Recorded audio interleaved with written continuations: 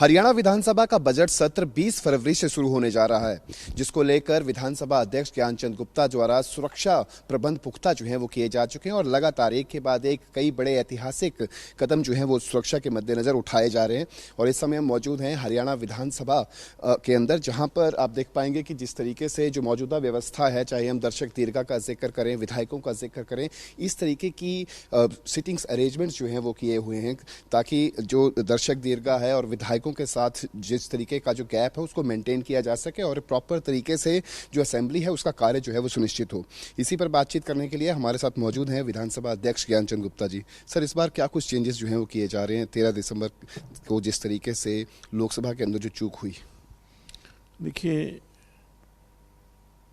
जिस प्रकार से लोकसभा के अंदर सुरक्षा के अंदर चूक हुई, उसी को ध्यान में रखते हुए हमारी अपनी विधानसभा के अंदर मुझे लगता है कि सिक्योरिटी की दृष्टि से ये ज़रूरी है कि जो हमारी विजिटर गैलरी है उसको प्रोटेक्ट किया जाए। हमारे यहाँ आप देख रहे हैं कि सिर्फ 3 फुट की दीवार है जिसके ऊपर से कोई भी विजिटर जो है आराम से एकदम जंप करके इधर आ सकता है। तो उस दृष्टि से हमने ये तय किया कि ये जो वॉल है नीचे से लेकर के ऊपर 8.5 फुट तक एक ग्लास जो बहुत मजबूत जिसे कह सकते हैं कि 13.5 mm का ग्लास होगा और जिसके अंदर जो एक शीट होगी जिससे उसको 2 को जोड़ करके एक शीट बनाई जाएगी ताकि कोई भी किसी भी प्रकार से वो कुछ चीज़ फेंकने के बाद भी वो टूट ना सके। बहुत अच्छा क्वालिटी का ग्लास हम इसमें प्रयोग कर रहे हैं।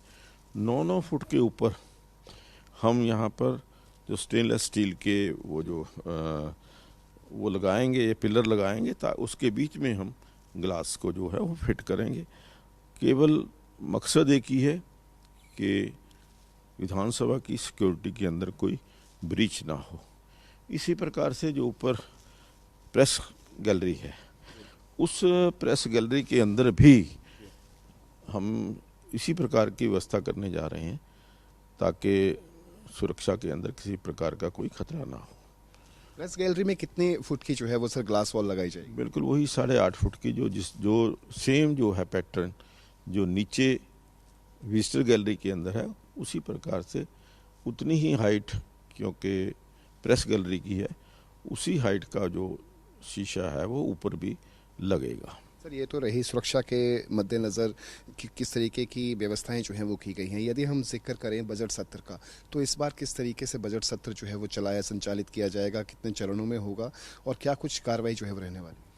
देखिए, अभी तक की जो व्यवस्था जो कैबिनेट की तरफ से एक प्रस्ताव आया है कि बजट सत्र 20 तारीख से शुरू किया जाए और 23 तारीख को आदरणीय वित्त मंत्री जो कि मुख्यमंत्री जी हैं वो अपना बजट प्रस्ताव रखें। 20 तारीख को राज्यपाल जी का अभिभाषण रहेगा और उसके पश्चात 2 दिन जो है राज्यपाल अभिभाषण पर चर्चा होगी और उसके 23 के पश्चात लगभग 1 सप्ताह का अवकाश रहने की संभावना है। जो हमारी स्टैंडिंग कमेटीज कॉन्स्टिट्यूट की थी वो बजट को लेकर के उन पर चर्चा करेंगी। बजट के अंदर क्या कोई अमेंडमेंट की जा सकती है, बजट के अंदर क्या कोई और अच्छा प्रस्ताव कमेटीज की तरफ से आता है, वो एक रिपोर्ट बना करके वित्त मंत्री जी को देंगे। वित्त मंत्री जी की ये इच्छा पर निर्भर करेगा या परिस्थिति पर निर्भर करेगा कि उसके अंदर क्या कोई बदलाव और किया जा सकता है, कुछ उसमें अमेंडमेंट की जा सकती है नहीं। उसके पश्चात 3 दिन तक जो बजट की सारी प्रक्रिया है उसके ऊपर चर्चा होगी 3 दिन तक बजट के सत्र में और 6 तारीख तक ये बजट सत्र चलने की संभावना है। इसके अलावा यदि हम जिक्र करें बीते सत्र के दौरान जिस तरीके से उप मुख्यमंत्री दुष्यंत चौटाला और कांग्रेस की विधायिका गीता भुक्कल के बीच जो वाद विवाद देखने को मिला था, उसके मद्देनजर एक फैक्ट फाइंडिंग कमेटी जो थी वो बनाई गई थी। उसकी सर क्या कुछ अभी मौजूदा अपडेट्स हैं? जहाँ तक मेरी जानकारी है, आदरणीय चौधरी कंवरपाल गुर्जर जी की अध्यक्षता में जिस कमेटी का गठन किया गया था, उसकी 4 या 5 बैठकें हुई हैं।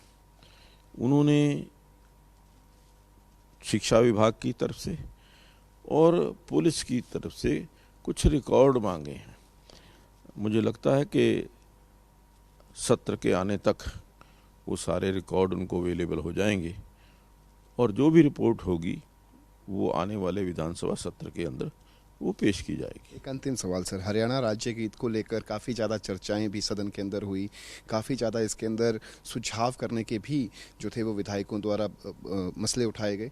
क्या कुछ रहने वाला है इस सत्र के अंदर जो है वो हरियाणा का अपना राज्य गीत जो है वो मिल जाएगा?